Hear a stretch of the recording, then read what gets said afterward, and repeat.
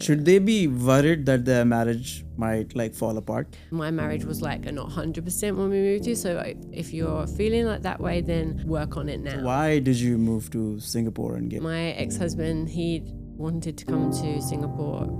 It was the first time I wasn't really super happy to change. Life can get, as an expat, very comfortable. You have helpers. How did you deal with that change? I felt like I lost my identity because we moved here.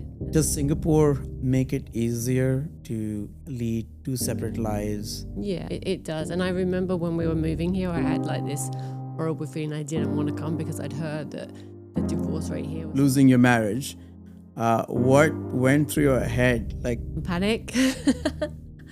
I think I was just like, oh my God, what am I going to do? why did you agree to that and not go back to Australia or UK? Because I just thought they're all happy. If I go to Australia, I don't have a helper, I don't have a husband, I don't have any family.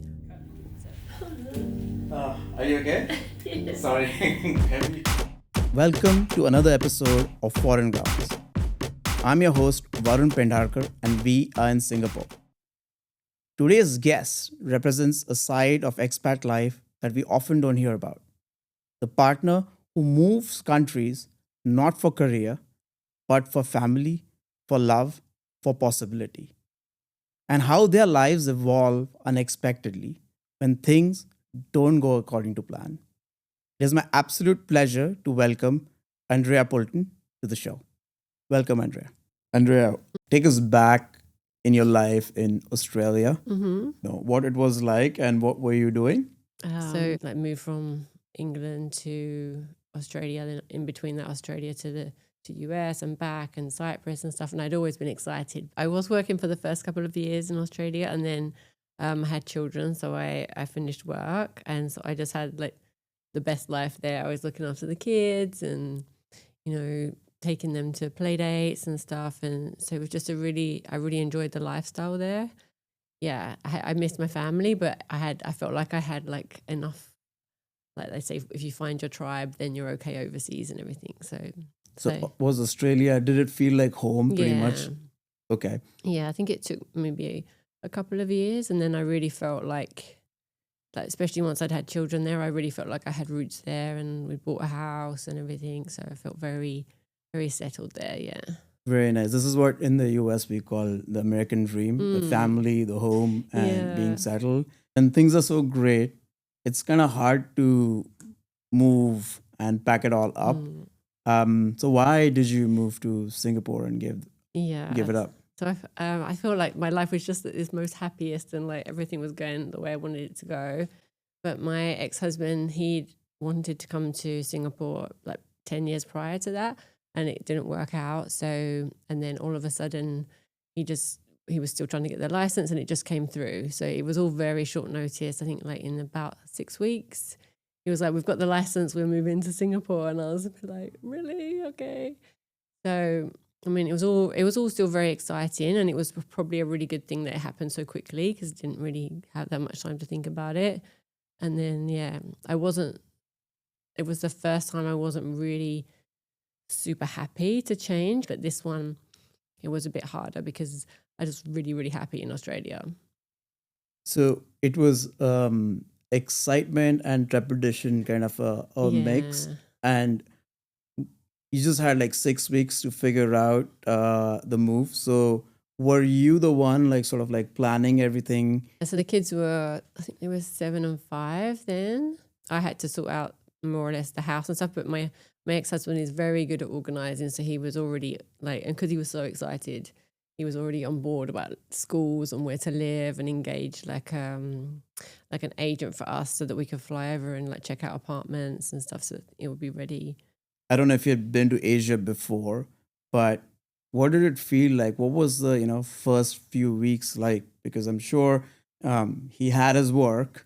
Kids probably were going to go to school. So what was sort of your mindset like when you got here for the first few weeks? I think the first few weeks I was kind of very reclusive at first. Like I was kind of in a bit of a sulk, I guess. I didn't want to come, so I was kind of sulking. I wasn't really feeling it and I wasn't not really putting myself out there to meet people, and I felt very like Richard had his job, my ex had his job, and then I got the kids to school, so I was just making sure everyone was happy.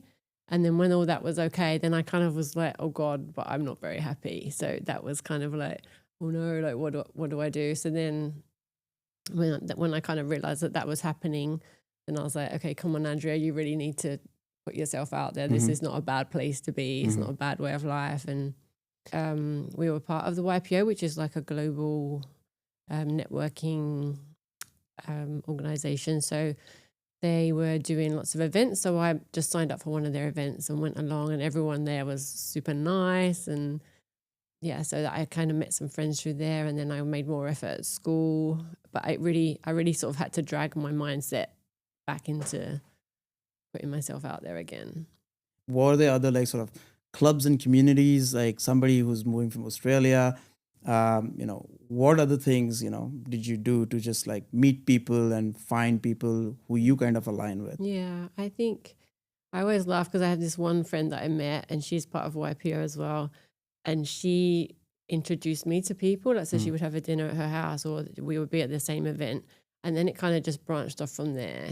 That then I would meet someone else. Then I went to another lady she's got aquatula, so she does aqua aerobics. So then I went to her class, and then all the women in her class are amazing. And she would do like dinners like once a quarter. So then I would meet people then. And then, in the UK and Australia, people grow up with their school friends, and then they've already got their like network of friends forever. Whereas here, everybody is not everybody is an expat, because there's lots of locals as well, but the expat community is more welcoming because they know how it feels when they get off the plane and don't have any. So it's not as cliquish. It's not as cliquey. Yeah, Okay. I mean, sometimes in some of the schools it can still be cliquey, but generally I've found it to be the most welcoming place. And actually, like, people get so excited when a new person comes into town. I was reading somewhere, and they said that they thought they had found their tribe, but it actually turned out to be a snake pit. Yeah. So, how deep were these bonds? Like, okay, everybody's nice at the beginning, but you've been here a while. So, yeah, I think most of them, I'm still friends with everybody, I think, that I met when I first arrived. But I think it's just different levels now. So some I would see like more than others. So like I'm friends with everybody still, and luckily I think for me everybody I met was actually very nice. So you did truly find your tribe, and avoided the snake pit. Yeah, and maybe like as I have lots of different tribes, I think, because like my life has changed a lot since I've been here as well. Like I was married when I arrived, and then halfway through then I'm not. So then I guess that changed some of my friendship pool, but not. There was no snakiness about it. It's just, our life, people just go in different directions. That's really good to know. You found friends, so your sort of excitement was rising, everything was good. Did there come a point at that time when, the sort of excitement faded a little, and now you've gotten into your routine and you've felt like, oh, what am I doing here? A little bit. I mean, I still always feel very blessed that I can live here, because the life is very easy to live here. I think I'm just really grateful to be able to live in a country that is so safe, and my kids can be free, have a lot more freedom than they would in the UK or Australia. And life can get, as an expat, very comfortable. You have helpers. What did you do? Because, there's a lot of errands that we run back home that you don't need to run. So how did you kind of like, deal with that change? Yeah, I think in the beginning, I felt like I lost my identity because we moved here, and then I was a stay-at-home mum in Australia as well.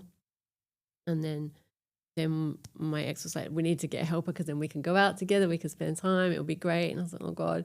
And so we did. So then it was great. She was doing the cooking, the cleaning and everything. And then I kind of really had an identity crisis, because I was like, well, what is my role here?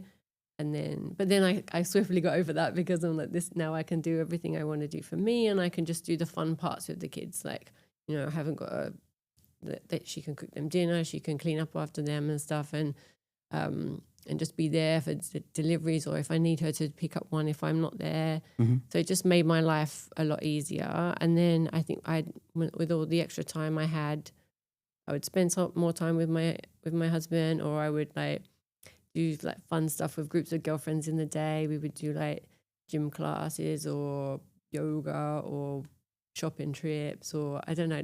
I was never bored. I always found, I think because I had nice people to spend time with, and like sometimes there would be events where you would learn stuff, and or even like go away for a couple of days or a night or something. And There's not much time to just sit on the couch and just watch TV. Yeah, I think I did that as well. But Okay. definitely did that as well. But people used to say to me, "Oh, like, what do you do with yourself if you're not bored?" And I just remember laughing, thinking, "I am never bored. I've never been bored ever here." So, but I think for other people, I think some people feel quite lonely, because if you haven't got people that you can just, like when you move somewhere, like you have your best friend, you can just call them just to say hi for nothing. And I remember feeling like that there was when I first got here, there's no one I can just call to just be like, do you want to come over for 5 minutes, or do you want to go for a walk? So that's like a hard transition, but once you get past that, it's okay. Okay. Now you kind of followed your ex-husband here.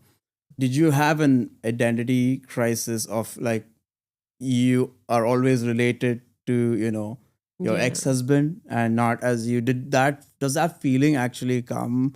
Yeah, definitely. There's a few people that every time I would meet them, they would just refer to me as like his wife or his ex-wife or something. And I think at the time I was very much just like a shadow of my ex-husband. So like I would be very much quite a quiet person, and like just, yeah. So I think after the separation, I did more come out of myself and come into my own. Then I noticed the difference that I was making friends just on my terms, which felt really nice. And yeah, but the other people were still my friends, but like this felt different because like they're just my friends. I made this connection by myself. Yes. Yeah. Not through association. Yeah. Not just because I'm somebody's wife. Yes. Or, yeah. How involved, you and other expat moms are in terms of like schooling and the school that my children are at, the Australian school, so they have a parents association, and they're always asking for volunteers to come in, and the teachers ask for volunteers when the kids are small. So because I wasn't working, I would always volunteer for those things when they were little. So that was nice, and I did meet other parents that way. Like there would be a bookstore or like a Mother's Day store or breakfast, and so yeah, that's nice. That was a nice way to meet other parents and stuff.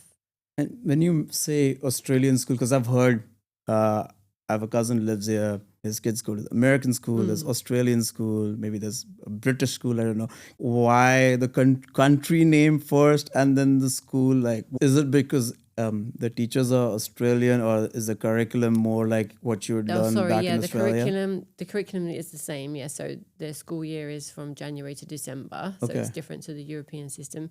So that was a choice why we chose that, because I thought we were coming for 2 years. So I thought there's no point disrupting, so put them in the same school system. So yeah, that's why that is. Okay. But it is, when you go in there, you get the Australian vibe. You get it does feel like the Aussie vibe. Aussie vibes, yeah. So it will be easy should you choose to move back to Australia for the kids to just transition back to schools and lives in Australia. It should be. With all the perks, they get expensive fast. Yeah. Is that right? Like the spend. I mean, when I first moved here, the apartment that I lived in, like I couldn't afford to be in that apartment now. It's just everything just went crazy after COVID. What would be the two biggest expenses in an expat life? I think your rent. Is school also expensive? Oh my God, yeah. School is like the biggest. Okay. The biggest one, yeah. So I think the international schools are more expensive here than they are in the home countries. Can you give us a basic range of what it costs? It's around 40 something plus a year, I think. Per child? Per child, yeah. Okay, wow. That is very expensive. Yeah. And then on top of that, you have they go on a trip, then that's on top. If they do this it doesn't include everything. It's just the fees. A lot of expat families come here. The spouse is traveling a lot because what I found that Singapore is just a center, and that puts a lot of strain on relationships. Do you see this a lot? I don't know. When I first moved here, I remembered like because my ex traveled a lot when we were in Australia too. So I moved here and I remembered like trying to bond with other mums, and I'm like, oh yeah, he's away again this weekend, and then the other lady would be like, oh, my husband's been away for 2 weeks. He's only here for a week a month, and so I realized really quickly that my situation wasn't actually as bad as a lot of other situations, and that it was actually the norm here that whoever was the working spouse, either the husband or the wife, was away a lot. So, that I think that weighs on a relationship after a while, especially when your children are small. It's fine because you can all go. Like I used to go away on business trips with my ex-husband, and the kids will come. I think once the kids get into school, it's harder. Sometimes that can put a toll on relationships if everybody is out all the time. And I can't, like, for other people's relationships, I don't know if that would be the reason why, but I find it, for me, it was like we had a disconnect, like because he was doing his thing, I was doing my thing, and we just lost our connection, I guess. So Does Singapore make it easier to lead two separate lives? yeah, it does. And I remember when we were moving here, I had like this horrible feeling I didn't want to come because I'd heard that the divorce rate here was so big, and I think I was like really worried about it. But I think in hindsight, if there's a problem in your marriage in the first place, then the cracks are just going to show quicker here. So I don't think you can blame Singapore for all this, for everything like that. But it just makes, there's more temptation here probably than there would be in other places. But it just depends on the individual relationship. Yeah, one of my guests did make a comment about the temptation part, and especially for men. And he said that men, when they get off the plane and get here, feel like they are James Bond, but they're not. Yeah. The James Bond maybe in Singapore. Yeah. Do you agree with that? Yeah. Yeah, I've heard that story where they'll say, like, if you think you're like a 5 when you go off the plane, you're a 10 here or something. It's just. How often would you just find yourself alone at home with Yeah. your kids? So I think it would be like once a week, definitely. Or it would be shorter trips. So it would be like every weekend or like or every week, but he would be back at the weekend. Or it would be like a couple of days and then back. But it was a lot. Yeah. That's quite a bit of. Yeah, it wasn't chunks. It was like lots of little ones, little times away.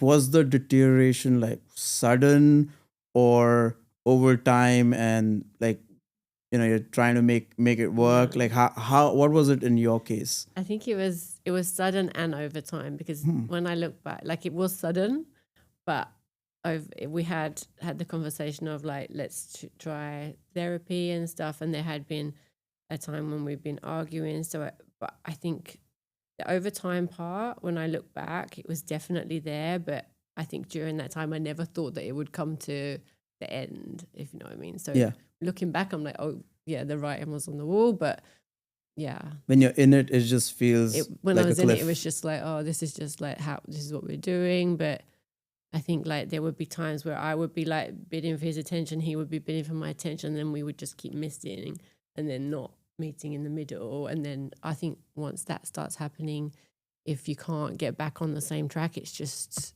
the gap gets bigger and bigger and bigger, and there's distractions, and being in a foreign country, coming to this country because of your spouse, and now finding yourself, losing your marriage. What went through your head like at that point? Panic. I think I was just like, oh my God, what am I going to do? Like, I think I mentioned to you before, when I first moved here, when I was in Australia, I felt like this is home. And when I'm in England, I felt like this is home. But when I came here, I'm like, where am I? And like, do I even belong here? I'm just on a visa. So I think I felt very panicked about what I would do and how I could support myself and my kids and what would be the best thing for me, what would be the best thing for my kids. So my brain was just literally 100 miles an hour. And yeah, it was a bit. I can still Yeah, feel it's that in still your like, voice. maybe I haven't processed that properly Uh-huh. yet. Yeah. But I think then I had, because I had a really good friend network here, like they just kind of like, they rally around you, and I was just like, okay, so this is what I need to do. So I spoke to a lawyer, and then I calmed down a bit, and then I just decided to just do lots of work on myself, and that really helped. Once I'd got the legality part between me and my ex sorted, then actually my nervous system relaxed, because I'm like, okay, this is my life, this is what I can do, and then I relaxed a bit, and then How do you just calm down and then say, okay, these are the things that you should think about first, and then these are the things you could think next? like for me, it was important that I would be able to stay here, and I would, and my ex wanted the kids to be in the same country as him or Australia, but he really wanted them to be here. So we made it a priority to stay like friendly and like in a good place so that we could co-parent. So we made the co-parenting thing the main priority. So we had a mediator like help us go through all of our legal stuff, and that was so helpful because it's not fun trying to split stuff, and like I would be mad, he would be mad, and then the mediator lady would come and take him away, and then we come back and then get to it. So that was really good because we were able to get things done without resentment, Mhm. or a little bit of Yeah, I resentment, mean, but it was able to be done. And then I think I just kept thinking, okay, I just don't want this to affect my children. Yes. So my ex and I have a really good co-parenting relationship, and the kids seem okay. And I think and therapy, like we both did therapy so that we could learn to talk to each other without, like, so I didn't want to be the sort of person that would drop my kids off and not even want to look at him, like, so I really just wanted to make it so that everything was just as normal as it was, but the only thing is that we're not a couple anymore. Okay. If that makes sense. Yes. It sounds like it's super easy to do, but it isn't. And it wasn't like it happened like that. There were lots of like ups and downs, but I felt like that was my main goal, and that's what I was trying to head to. And then during that journey, I was really just working on me. And I was doing, like, if anyone suggested any kind of therapy, I was like, yep, I'll try that. Yeah, I'll try that. I was doing like a shaking therapy. I went and did Hoffman in Australia, where you like go back to your childhood and you like learn how all your patterns are. I did like, I don't know, sound healing, ice bath, Reiki. There's so many other. I just did everything I could just to fix like me holistically, and so that I would be okay.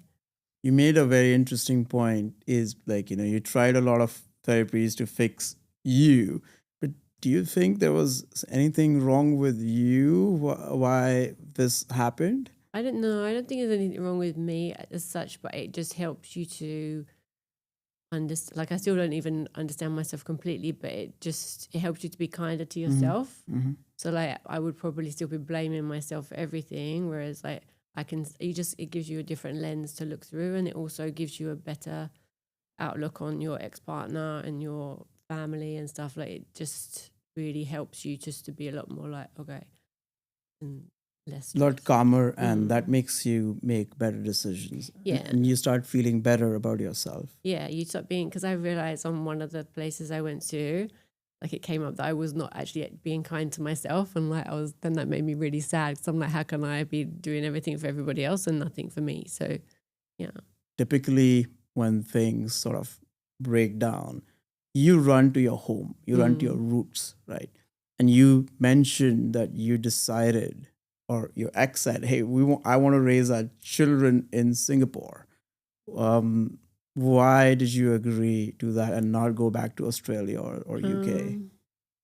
I think in the beginning, I don't think I was in the headspace where I could actually even plan to like move country in the beginning, although I wanted to. So I was like, okay, I just need to stay here and like focus, and everything's working and I don't have to think about too much. Also, I didn't want the age my son was at the time. I didn't want him to not be able to see his dad because they're like really close, and I feel like at that age they really need their dad. So, and I was trying to keep it on an even keel for them. And none of them actually wanted to go back to Australia so much, and they were all happy here. I just made the choice because I just thought they're all happy. This just massive thing has just happened to them, but this could be their like grounding thing and keep them. And I looked at it from my point of view, and I was like, I have help here. Like I have a helper. Whereas if I go to Australia, I don't have a helper. I don't have a husband. I don't have any family. So I guess it was kind of selfish for me as well, because I wanted still to have this help and have a life for myself as well. Yeah, that's where the nice part of Singapore Yeah. comes in. So, and you also mentioned that you started making friends. So you also had your own identity. Yeah. And that's a combination of things and why you decided to stay here. So in paradise. Yeah, because it was, then I can still go out, and because I have a living helper, babysitter, so I could still have a life of my own, even though, What came next? If you can just give us a sense of like, how did you rebuild yourself, your identity, and to who you are today?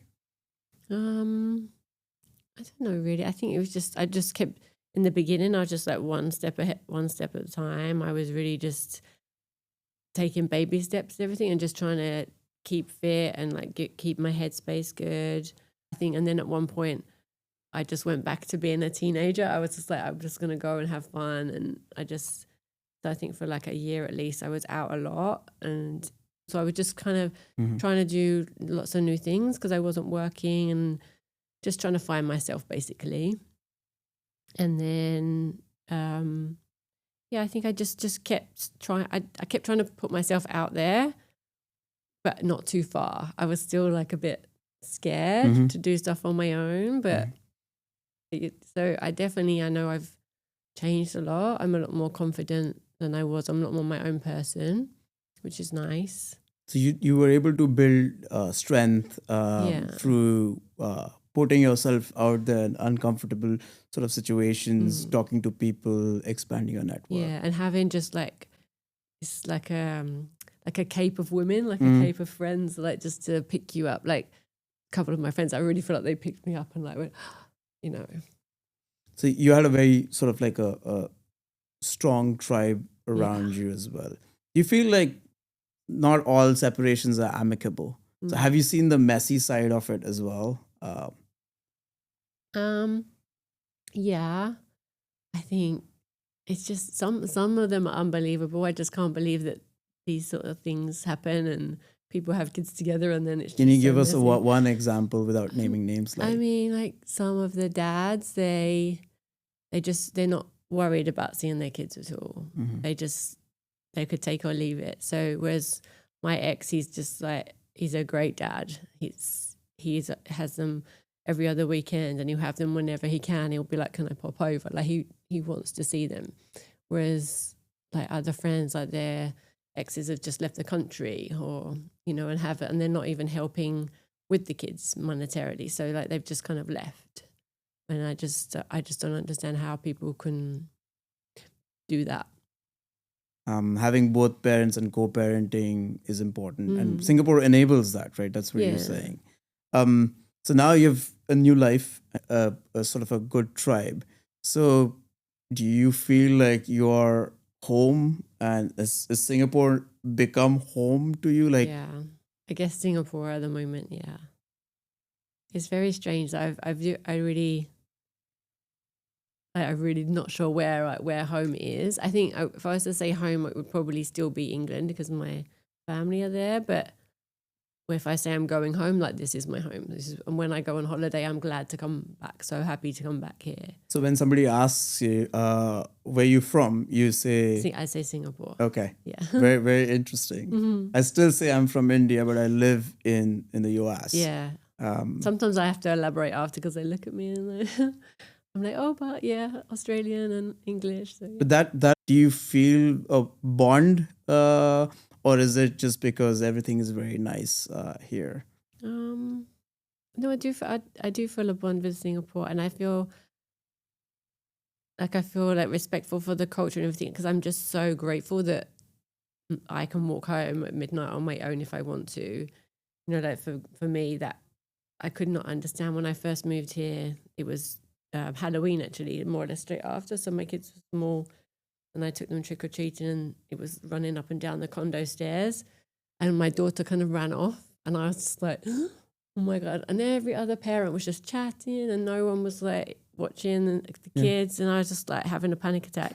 And then this little boy, even smaller, was like lost his mom, and I just grabbed him. I was like, it's okay, don't worry. But everyone was just so relaxed, and that's when I actually finally got it. I'm like, no one is worried, no one is on hypersensitive. Everyone knows that their kids are going to be okay, and no one's going to run off with them or steal them into a house. Or That was your moment when it just clicked. yeah, right? I was like, oh, this is great, because I would generally spend my time over at a park. I'd be like one kid out of one eye, one kid out the other eye, and yeah, just I know it sounds ridiculous, but that's just what I was like. I am just amazed by your journey and how the city, that you didn't want to move to, or the country, I should Yeah. say, she didn't want to move to, so is now so tightly bonded with your identity. Expat women or who are going to come here, and now they're hearing all of these things, right? So what's that one thing that you will tell them that people sort of misunderstand? I think you just to put yourself out there, so that when you know what school you're going to go to, that most schools have, like our school have like lots of things for the parents. So there's like a boot camp for the parents, a tennis club for the parents. Just sign up for as many things as you can and volunteer for as many things as you can, just to like get to meet people. But then if you're the parent that is working, then just make sure you go to the welcome drinks. Like there's always something in the evening as well in the beginning, so just make sure. And there's Facebook groups. I don't know if, like, I don't think there is on Instagram yet, but there's like Singapore expat wife groups on Facebook, and that's a really good place just to go, and like you can ask these questions, just like I've just arrived, like, and then there's be like 10 other people, so have we, and then you get like a little group of people, and then they'll meet at this bar, and Nice. lots of things So, happen like so that. network heavily and build your tribe. Yeah. Should they be worried that their marriage might like fall apart? I think you just have to, like, everybody knows their marriage. So like if like my marriage was like not 100% when we moved here. So like, if you're feeling like that way, then I would say like just work on it now. Make sure the communication is there and everyone's on the same page. So fix it Yeah. anywhere, it doesn't matter. Yeah. The environment is not like Yeah. going to help And it. socialize together. I think that's one mistake I would have made. Like I didn't really, like, now I go out a lot, but in the beginning I didn't. So my ex would go out without me. So I would say, do things together. Like don't just be like, because when like back home, you might have been the one that stayed home, but like you have a helper here. Yeah. You should definitely go out together. Final question. So if you go back and you're able to see yourself in Australia, you're packing your boxes, getting ready for Singapore, what would you do? Would you warn yourself? Would you comfort yourself? Or would you just let things play out the way they did? God, I don't know.